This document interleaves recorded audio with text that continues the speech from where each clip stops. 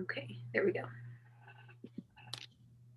Okay, so chapter 4 was on digital analysis, and digital brand analysis can help you understand how discoverable your content is through search rankings, how engaging your content and experiences are across the social platforms or brand websites, and how your brand compares your closest competitors in these areas, and as well as the perspective of the consumer audience you're trying to reach. And so I was gonna ask, what are some reasons for doing a digital brand analysis?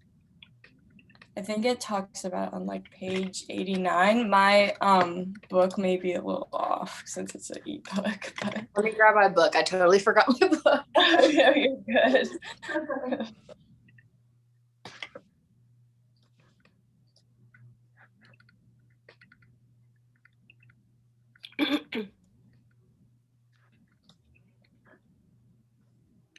Well, it says in the book, I have an ebook too, but I think mine is closer maybe to the physical book. On page 60, it says you can't manage what you don't measure. So like you can't, like it's really hard to, and I've talked about this in like other classes, it's really hard to like track the engagement with like a billboard or a TV commercial because you're only going off of like what you know. Like I know that this many people watch the Super Bowl every year, so like that's the only thing you really know. And like you kind of know the demographics of like who's going to be watching, but it's hard to track that versus like brand, like digital brand analysis and like understanding your audience is a lot easier on like digital platforms, and it's a better way to get like a good idea of what your consumer is and who you're like trying to reach and who you are reaching. That way, if you do want to do more of the traditional marketing, you know who you're targeting. Mm-hmm. Yeah. Also, another reason is to make sure that the customer has the same brand experience on all social media platforms and websites, and just like in store everywhere. And so I was wondering if there is a company that you think does a really good job of making their brand experience feel the same across all platforms, or if you know one that doesn't do a good job.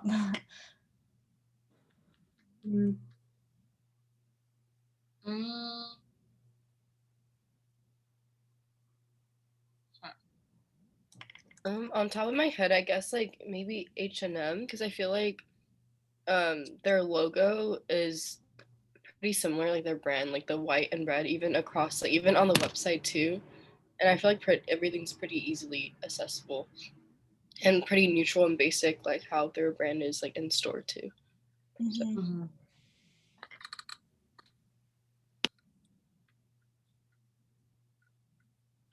Okay. Maybe honestly Target, because I know that I shop at Target a lot, and like I have the app and I go on the website and I've seen the social media, and like all of it looks pretty much relatively the same. So yeah, Target for sure. Yeah.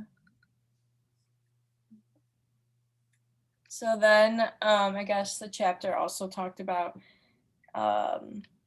the 3 components of digital brand analysis, and they were brand share, brand audience, and brand and consumer alignment.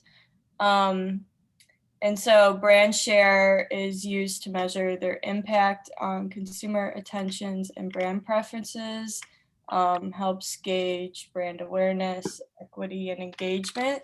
So then a question is, why would brand share be useful to a company? Because you're trying to measure your impact on your consumers, see how you're affecting them. Mm-hmm. Yeah. I actually have a bridge for under brand share of voice. So I just wanted to make a connection with share of voice and earned social metric from last week, because I feel like a recap that earned social media is pretty much just when people are talking about your brand, and this is beneficial because it gets your name out there and it makes it relevant a topic. And share of voice is how much is your specific brand is talked about compared to other brands. And in this section, it also talks about how like listening tools will help collect data on how much the brand is spoken about. I remember it was written somewhere, which reminded me of the documentary that we just watched and how like companies will like listen and kind of invade our privacy and all that. So I thought that was interesting because they just brought it up. Yeah. I actually have an outside branch on like the brand analysis, brand audience, if that's okay. Unless you want to ask another question, Claire. Is it okay if you could go for it.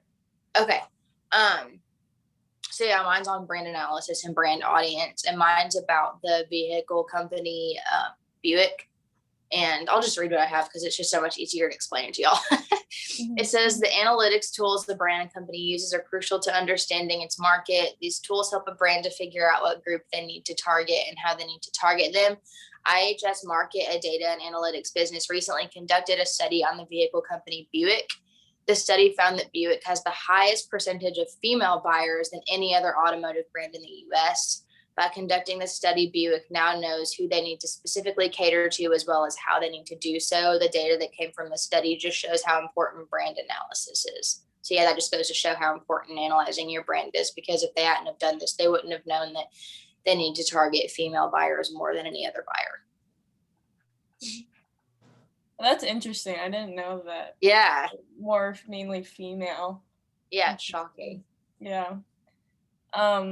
Okay, well then something that the book brought up, which I thought was interesting, was that sometimes it says consumer behavior doesn't always match their feelings. So like, for example, you could ask a customer if they would like pay more money to buy a safer car, maybe with like more airbags or something, and then they may say yes, but in reality, but like when the time comes, they don't end up spending like the extra money. So can you guys like think of a time when maybe you said you would do something, but then you actually didn't, like your actions said something else? I don't know. Yeah. So like, it's not even in terms of fashion. It's more in terms of like, I don't know, like food and grocery shopping. So I'm always like, yeah, like I'm going to be more healthy and maybe try like organic stuff or just the cleaner stuff. And like, then I go to the store and I end up just buying just absolute garbage and just junk food. So yeah, for sure. My actions don't align with what I say or think I do. Yeah. I think like a big thing, like for me, I guess, is like when you you like want to try something, but it's like costs money, like a subscription. So you sign up for the free trial and they probably think that you're going to like sign up for it. But then you're like, no, I'm not going to pay the monthly fee. Or you keep making accounts and then like not ever going through with doing the subscription, which I feel like can be like misleading to like the marketers or the people like why isn't this girl buying it? Like she signed up 5 times. Like if you want to do like Fabletics and you only want the 2 for $24 leggings, you're not gonna like pay the monthly fee for them. So it's like misleading to them. It's like, are they actually interested? Are they not? Do they want more products? Should we keep marketing to them? But yeah. But yeah, that's a good point. Yeah, that kind of reminds me of my Disney Plus subscription. I only signed up for a month so I can watch like one of the movies. So like I just canceled after that 1 month. So probably on their end, probably like, oh, okay. Yeah. Yeah, so it said like, yeah, that's a reason why brand share is important, because it will prevent it prevents like misleading information from consumers. And then then it like went on and talked about like share of voice and how it's like really important to have your share of voice increase. And so can you think of ways to so then can you think of ways like a company could increase their discussion like about their brand, like people talking about them? I think like in terms of social media, like giving your customers incentive. So like doing like giveaways on your social media or doing like live stories so that your consumers can actually like firsthand communicate with you. Yeah, those for sure. Yeah, it's a good way.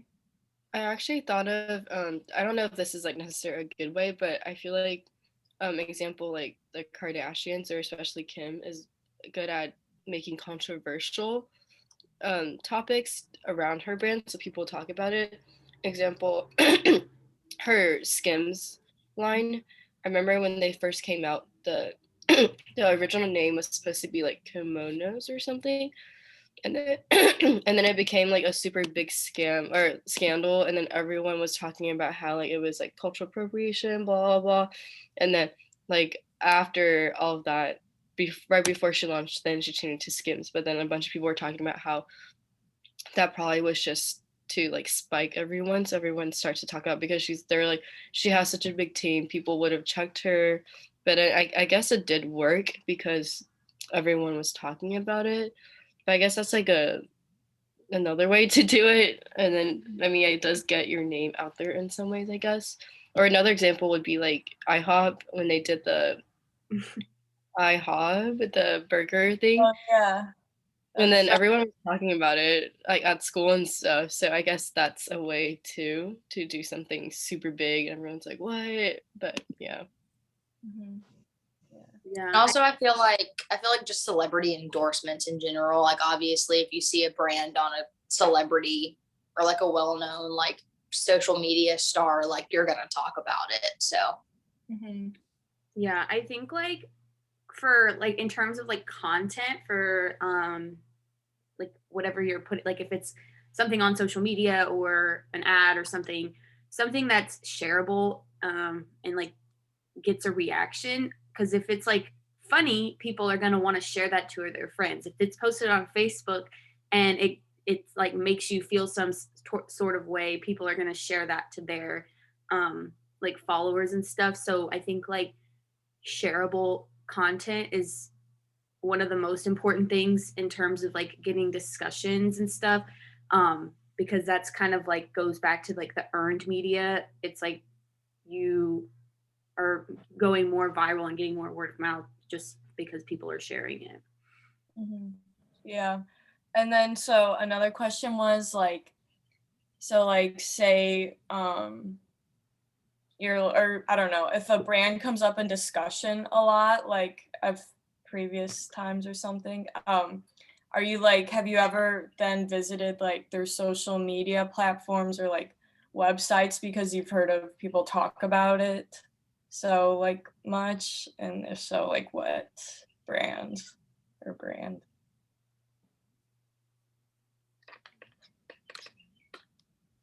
I feel like oh, go ahead. Good. I feel like I definitely check in on those just because I'm curious on what everyone's talking about. For example, like the IHOB thing. I was like, oh, what? I want to see what this is all about. So I actually like went on their website and clicked on their menu to like look at all the burger options. I was like, oh, interesting. Or like Skims when they launched. I was like, oh, I want to see what's in their brand. So I was like, huh, this is interesting. So like I definitely think it does work just because I'm curious or like nosy, I guess, and I want to know what's happening with everything. So yeah. Yeah. Okay. I have a bridge on the share of voice, and also kind of what Kylie was saying about like how like some things can like provoke emotion and like that makes them more appealing. But is it okay if yeah, go for it. So mine's on share of voice. So during the Super Bowl, share of voice was used to determine what commercials were liked the most by consumers. The top 3 were Mountain Dew, Amazon Echo, and Jeep. These top 3 were strictly determined by digital share of voice, and the data gathered shows TV ad impressions, earned online views, social impressions, and the overall digital share of voice percentage. Share of voice has allowed the brands who made Super Bowl commercials to see what worked and didn't work for them. Without this tactic, these brands would never know what to change or work on or how to appeal to their target market. So I thought that was pretty cool. Mhm. That's how they determine like the most successful commercials. And like, I don't know if you guys watched the Mountain Dew one, but that was the one where they were like, if you count all the Mountain Dew bottles and get it right, you get like $1 million. And so obviously that one's gonna get people to watch it more. So that's why that one's up there, is because people are going back to count all of the bottles. So that was like a really good tactic by Mountain Dew to get more views on their ad, because people wanted to like win the contest. Mhm. Like good incentive. Yeah. Well, yeah, that is good. Okay. And then what is share of search?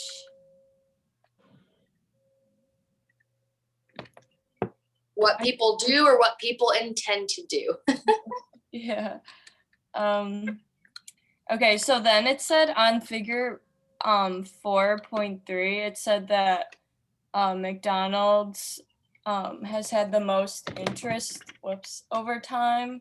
And does that surprise you at all, or why or why not? I don't, that's not surprising. I think just because McDonald's is like, like for me, like you say fast food, and like McDonald's is just like the poster like brand for fast food. And also because they're so global, they have a McDonald's in literally every country, every city. So it's the most widely spread brand. So that's not really shocking that they have the most interest, just because they've been such a staple for so long. Mm-hmm. I think also like they offer, I don't know if y'all have noticed, they offer like the limited edition like foods from like the different countries. So they had like the Stroop waffle McFlurry from, I don't remember, like Norway or something. And they had like a few other foods from like different countries. And so I think that makes people curious, because they're like, oh, what country is this from? And oh, what is this food? And like also kind of what Kylie was saying is like there's McDonald's in all the different countries and like different states, but like they all kind of cater to their market. So I noticed like when I went to Hawaii a couple of years ago, like there was a McDonald's there, but like their menu was completely different than like the one in Texas. So like I think that's a really cool way of like provoking people to look them up. Mm-hmm. Yeah. And also like, I guess what I know, yeah, like they change their menu, I feel like sometimes, and they'll add stuff and then they'll like take it away. And then also they added that whole like McCafe thing that I feel like made their interest higher. Yeah. But yeah, and so then, okay, so next is share of audience. And it's important to know like who your audience is, how many people I can reach with marketing or advertising, and if you're exposing more or less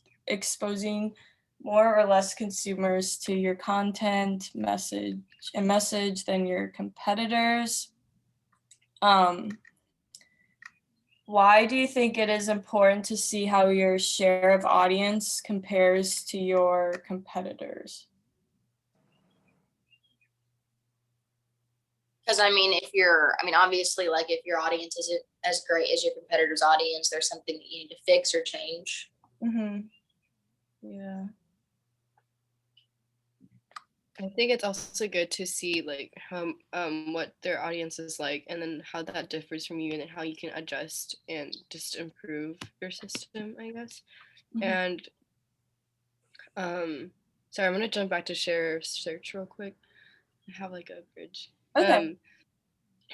But yeah, I just thought it was interesting when we were talking about share search, and I read and it mentioned paid and organic search, which was also what we talked about last week, and how it measures share search, and this can determine how successful your search is, and then you can then use this to information, see what adjustments you need to make, and then and then jumping into your audience. It's just good to like analyze what you are doing and see what to adjust from that. I actually have a bridge on share of audience. Okay. So mine's on like this platform called Jove. I said Jove is a recently launched startup that crafted the platform Creative Insights. This platform helps marketers to communicate through ads without using private data. This innovation helps to show how audiences and ads relate to one another, as well as what percentage of the audience sees what message at what time. Jove's platform is the first of its kind to use data to pinpoint not only which creative concepts and media approaches work, but also why. Jove is the perfect representation of share of audience because its platform determines the audience and how much of the audience it is reaching, which then helps in determining how a brand is doing against its competition. Mm-hmm. Okay. And then, okay, so then the next section is total audience reach. And so my question is, why is it important to know how effectively you are reaching your audience? So it's like not just the number of followers or subscribers you have, but like, why is it important to know like how effective what you're doing is, if that makes sense? Well, just in terms of like marketing, I mean, you want to know like if whatever you're putting out there is reaching your consumers. If you're like spending too much money in social media marketing and you're not reaching any of your consumers, maybe you need to shift that somewhere else, or maybe you need to change,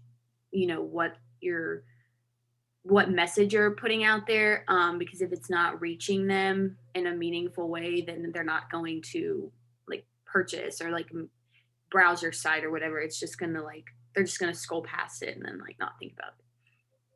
Mm-hmm. Yeah.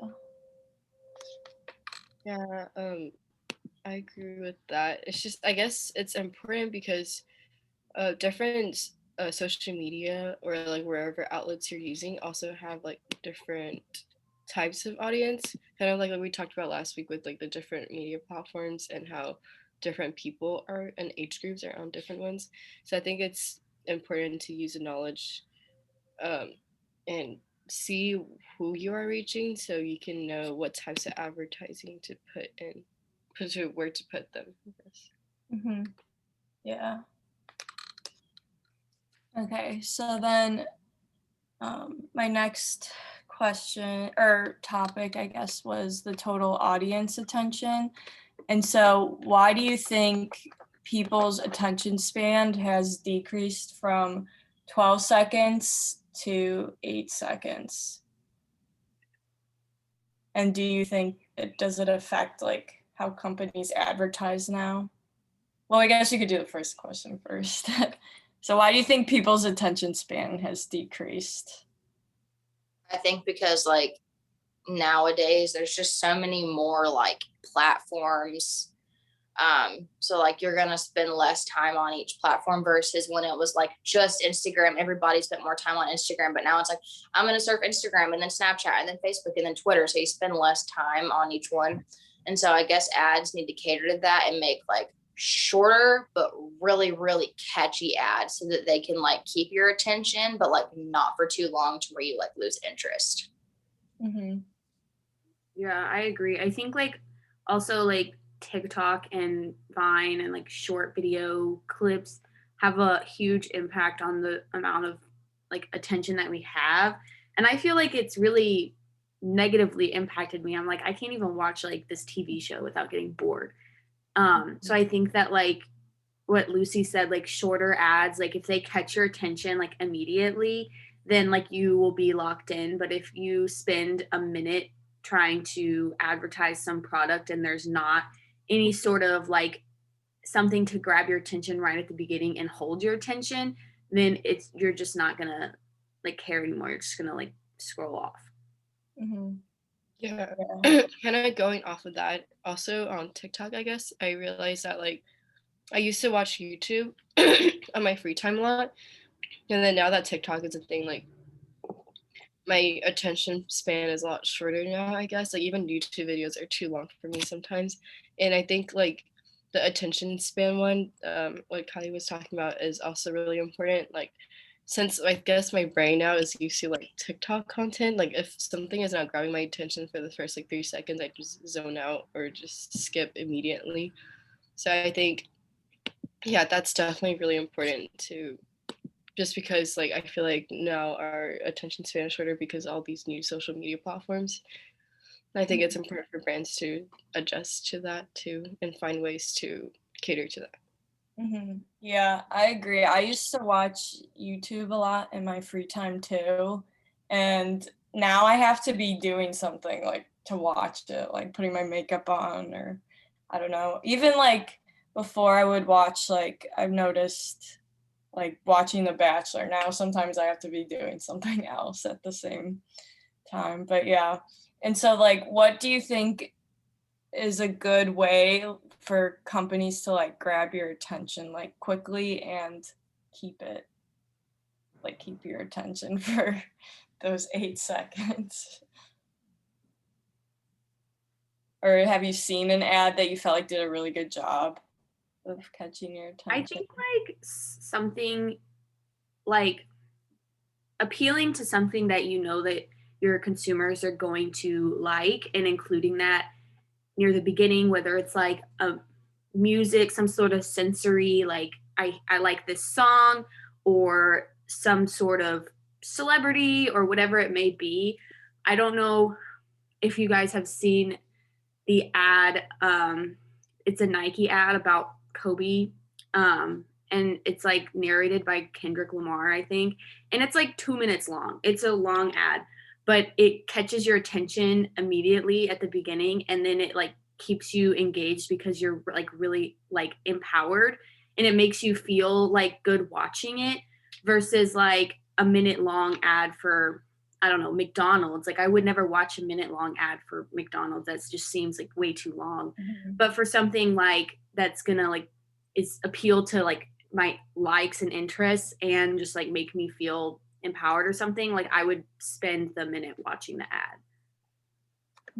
Yeah, I agree. I think, like Kylie said, I think really like appealing to emotion is one way to like keep a consumer interested, but also like with the Mountain Dew Super Bowl commercial, like using incentive, because if you start off a commercial like incentivizing your customers, like they're gonna want to know like, oh, like what am I gonna win? So I think incentive and appealing to emotion are like the big two. Yeah, and I also think like yeah, like things that people are familiar with already. Yeah, like a song or something like Yeah.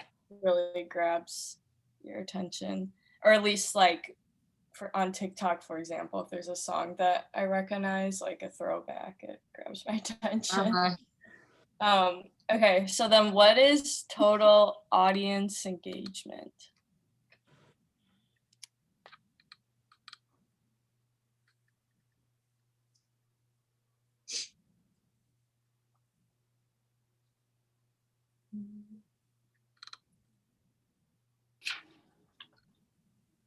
I mean, I feel like, I mean, how often your audience is engaging with you. I mean, yeah. Yeah. Okay. Yeah. So yeah, know what. Yeah. So it's important to know what engagements are relevant to your brand, and you don't need to know like every one of them, which I thought was a good point. Okay. Whoops. And then also, it talks about brand and consumer alignment, and that it's important to close the gap between the consumer and the brand. And so, what are some ways a company can close that gap? I think going back to like total audience engagement, I think The different, it's also related to last week's discussion, I guess. It's really like closely tied together because when we talked about all the mixtures that are used for different platforms like Twitter, Instagram, um, YouTube, we talked about how like there are different like ways to see how engaged your audience is, I guess. Like example, Twitter, you use retweets and like subtweet hashtags. Instagram, you have likes, shares, saves, and like the story tabs or whatever. And for YouTube, you have like subscribers, likes, and all that. And I think those are good ways that are already like built in the social media to like be able to tell. And the textbook also mentions social media managers or community managers can also give you a report to how your matrix are doing and stuff. But then I think some of them like you can tell yourself as well. And then I think for brand and consumer alignment, I think if brands are using these like ways to analyze example engagement and how the audience is like the audience attention, audience reach, and just understand your audience, I think that's a good way to bridge the gap. And also, once you find out how, I guess, your engagement rate and all that is, and how your audience is engaging with you, I think then you are also um, finding out better ways to reach out to your consumer. Like, example, what types of ads your consumer likes, and if they have a short attention span, how do you adjust to that and for them to be more interested in all your content, I guess. So I think just all of that tied together would be good to, or could be a good way to align the two. Mm-hmm. Yeah. So I think like back to total audience engagement, like on that note, I think to track your engagement using things like obviously like Google Analytics, you know, to like track your traffic, or also like I think in terms of like the loyalty programs, because then like you're getting your consumers money, but also you're getting information on your consumers just by having them partake in a loyalty program. And that also tells you like how many people are engaging with your company and how many people like want to be a part of it. For brand and consumer alignment, I actually have my final bridge. It's actually on Disney, which is really interesting. I said it is crucial that a brand is aligned with what its customers actually want and need. However, many are unable to achieve this due to the fact that what people say versus what people feel/do is very different. Disney has done an excellent job in bridging this gap by launching Drax, which, if y'all notice, Drax is the name of the raccoon in Guardians of the Galaxy, if y'all have seen that. So I thought that was really, really cute. And it says Drax is a real-time ad exchange that is going to unify advertising sales among digital and linear TV screens. Disney crafted this in hopes to fully automate ad sales through programmatic platforms as more TV advertising becomes addressable, letting marketers reach different households with different ads based on consumer data. So by using consumer data to effectively target specific households with specific ads, Disney has indeed bridged the gap and has achieved brand consumer alignment. So I think, the main way to bridge the gap is using consumer data.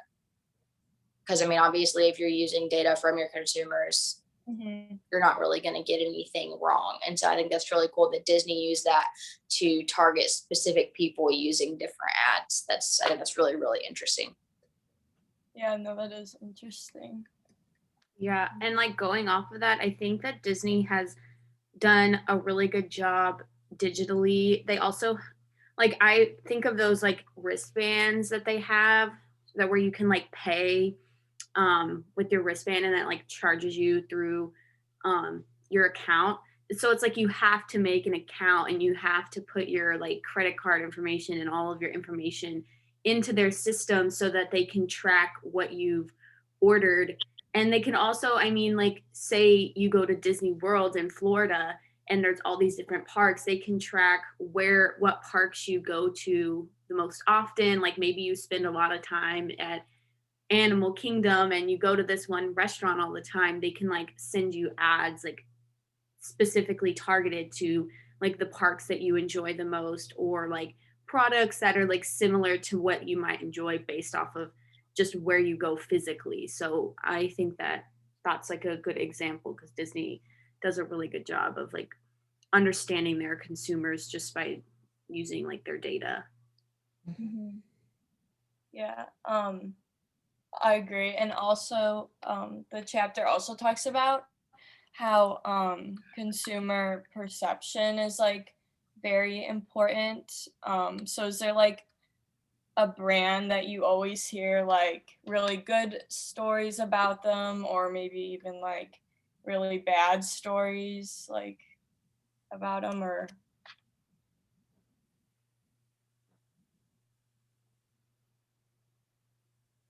On top of my head, I can think of like Shein, I guess. Mhm.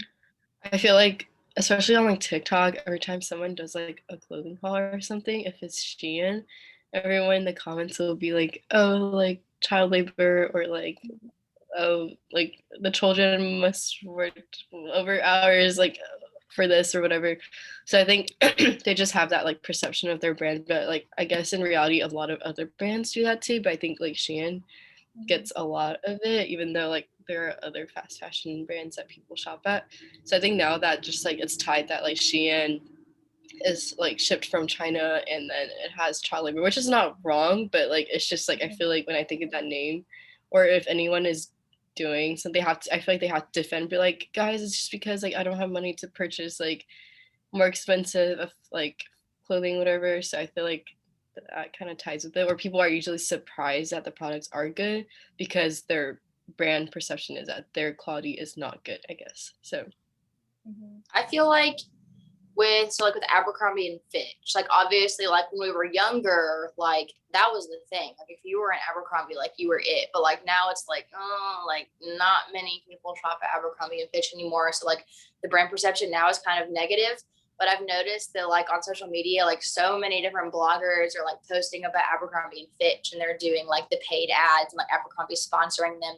And so I don't think that even increases the positive perception, because I think that just causes us to think like, oh, like they're literally just doing that for the money. Like they're literally getting paid to order the clothes. So like, yeah, I think Abercrombie and Fitch has quite the negative brand perception. That's Yeah. interesting that you like see it like negatively, because I've been looking at Abercrombie and Fitch as like, oh, that like they're like making a comeback in comparison to like Hollister, which I don't think is making a comeback at all. So I think that like Abercrombie, because like they have to keep up with the trends and like what's going on, but I feel like Abercrombie is like doing a better job. And like if you go to their website, like some of their stuff is like really expensive, and I'm like, so is it like higher quality now? I'm not sure. But it seems like more like they're trying to make an effort. But Yeah. I think that like if you had a negative perception of it prior, then you probably wouldn't have like such a positive one now, which I is will awesome say, for them, because they would want you to be able to like convert. yeah, I will say in terms of like positive perception, I know that like in our case studies class, we learned that like it used to just be geared towards like, oh, like if you're skinny and like sexy, then like you wear Abercrombie. Like we don't want like plus size people. They're different people. And now they cater towards like the plus size market and like really everyone. And so I think that definitely has increased their positive perception for sure. yeah, I think I was just on their website like yesterday because I got an ad for it, and then I saw that for like their jeans, they have like Curve Love or whatever in different like little sections, and I've definitely seen like a big difference with their models and stuff. It's like more inclusive, but yeah, I think they're trying. I guess they did. I feel like they did have a really bad brand perception. I think now they are trying to rework their stuff and also make a bigger difference from Hollister and Abercrombie, because I feel like when we were younger, Abercrombie and Hollister were really similar, but it's just like a little bit better. But the clothing items were pretty similar. It's just like one is a little more mature and pricier. But I feel like now their brands are Hollister is going more towards like younger people, and Abercrombie is trying to go with a more mature, expensive, like nicer quality things. So that's a big difference. And I guess another like example of like someone that has like a bad brand perception, like Brandy Melville, I guess. I feel like that hasn't really changed, and I feel like people always talk about how mean their employees are in stores and how their clothes don't fit. I feel like that's just like their thing. Mhm. So I feel like it's interesting to see that Brandy Melville hasn't really changed that much. And even now, like their models are all super still like this, not very inclusive, I guess, like on their websites. So it's interesting to see how like they haven't changed much from when they started. So I wonder if like they continue this, they will go downhill, I guess, for their brand. Like maybe they will have to be forced to change in the future. But as of right now, I feel like they have not done that much to do anything different. Mhm. Yeah, and I feel like with Brandy Melville, like even though they say like they have lots of one size fits all stuff, like it really doesn't. Yeah. And a lot of consumers like have been upset about that. But yeah, also with like the Abercrombie and Fitch, I've been seeing like um or Abercrombie like on my TikTok. Like there's this like woman maybe like our age or a little, maybe no, probably a little older, like maybe late 20s, and she's like plus size. And I think Abercrombie might be like gifting her the clothes or paying her to try them on, but I don't know. I just thought that was very interesting. It's like a whole new like market. They're taking like a whole new approach. Yeah, For like sure. totally different. And like Yeah. I have a roommate that like buys from them, and I'm like, what? Like, yeah, I don't know, but yeah, I guess like a brand that I feel like has a really good consumer like perception would be Nordstrom. I feel like I don't know. I've only heard, well, from my experiences, I've only heard like people talk good about Nordstrom and their customer service. Yeah, I personally love Nordstrom. Me and my mom love like that. That's our favorite place to shop. And like every time I've been in there, like the employees are just super warm and kind and like always willing to like go the extra mile to like help you. So I think that their perception is extremely positive. Mm-hmm. Yeah. Okay, so then also the book talked about how it's like important to know which conversations like are relevant that consumers like talk about them. And so like how could a company like figure out what conversations they should like pay attention to or like that are relevant?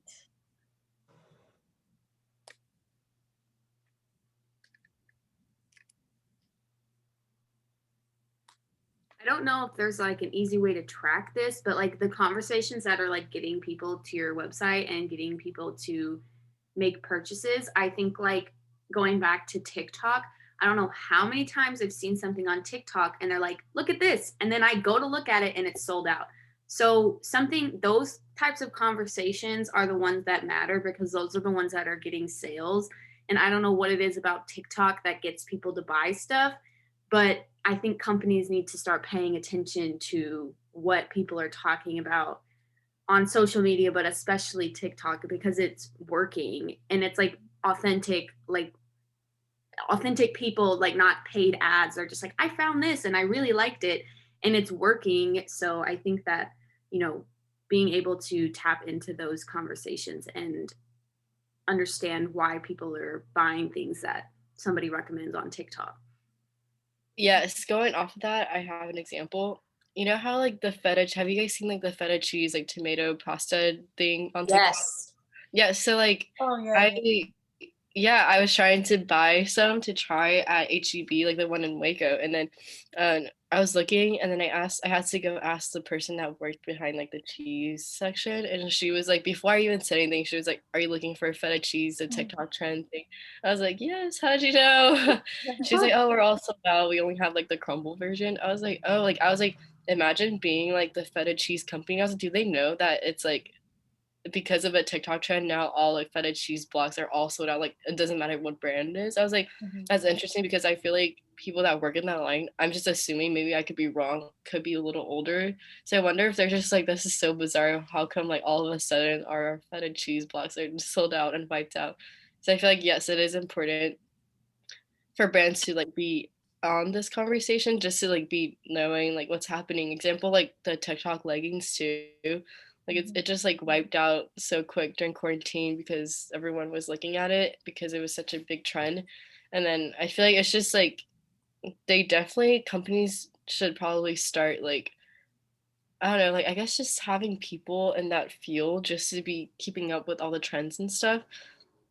But yeah, so and I see like other companies now, like after they see that you can blow things up like that, I see them taking that approach. Like example, Trader Joe's, they have their like personal, not personal, they have their like Trader Joe's account, but they just get people to post like, guys, you have to go get whatever, whatever, like that as like just more casual like TikTok videos. So sometimes I catch myself watching them, and then I realize it's actually an ad by Trader Joe's, but it's so casual and it makes it in my timeline.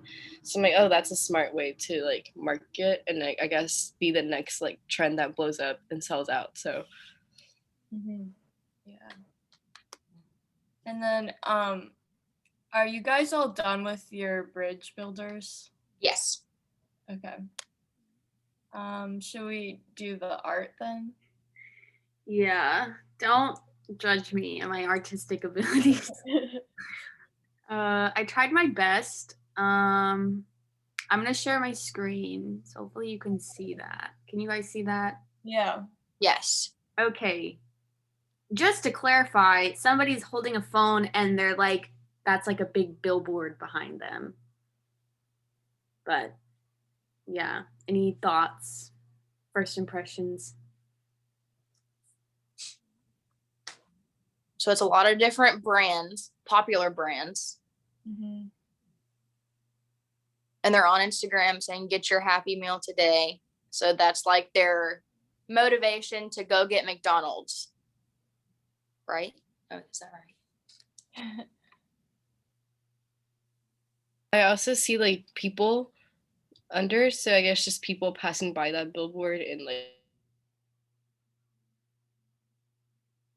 Like I see it as kind of like, I don't know, a bunch of advertisers like trying to like grab your attention and like get in your face. I don't know, with all these ads, and like every day you see like a bajillion ads.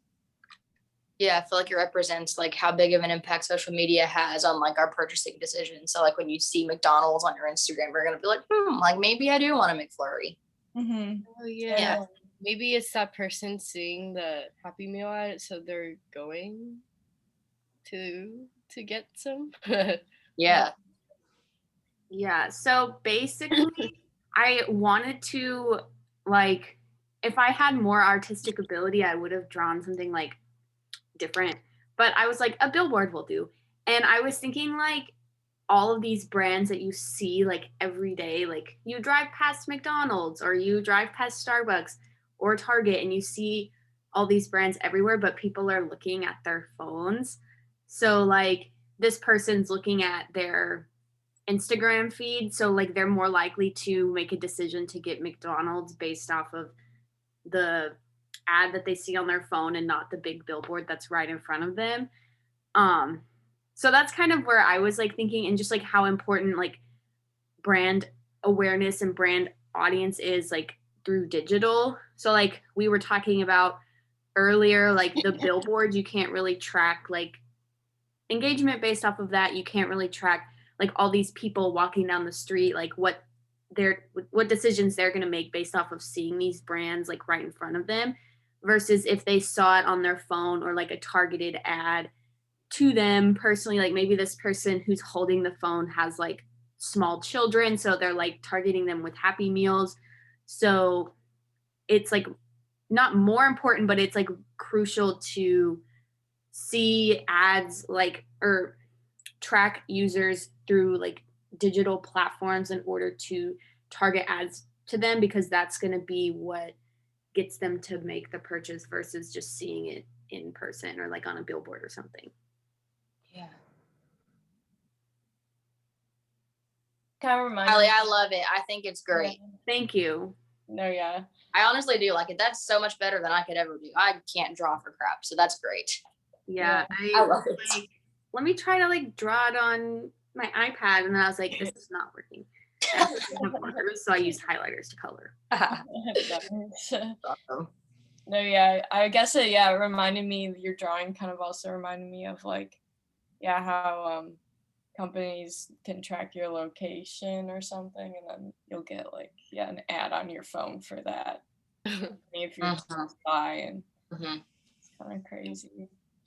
I think like overall, I was reading and when I was trying to write all like my bridges and stuff, I was like, oh, okay, I can kind of see how we're slowly building our way, I guess. Like when we started, we were just talking about the basics and why it's important to even start thinking about this. And then last week we had like all the matrix and stuff, and then this week it's like how we use those things now to brand analysis, do brand analysis, all that, and connect consumers. And I guess like watching our documentary also kind of goes with all like what we're talking about too. So it's just interesting how like it all like ties together. We're just going deeper in and building off of each topic. So yeah.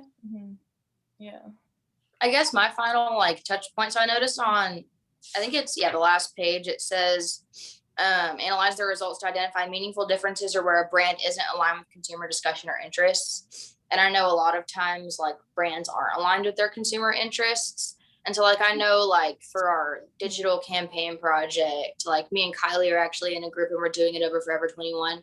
And I was saying how like Forever 21 doesn't really like, I mean, all they're really focused on is like, oh, here, like cheap clothes. Here's a variety of cheap clothes. And I think that nowadays, like brands really have to be focused on the times and keep up with the times, because like everyone wants to know that they're making an ethical purchasing decision. They want to know that they're making a sustainable purchase decision. I mean, everyone is all about like sustainability nowadays. And like now due to the pandemic, everyone wants to know that like they're being safe and clean. So I think that it's so vital that brands like analyze their audience and make sure they're keeping up with the times in order to like maintain their customer base and their audience.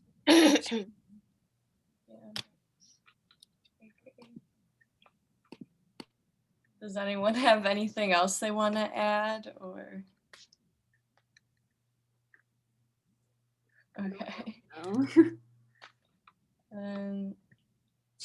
Okay, then I don't have anything else either, I think. Okay, well, I think that we're good on time. Yeah, I think that we made time. So Okay. I'm gonna stop the recording.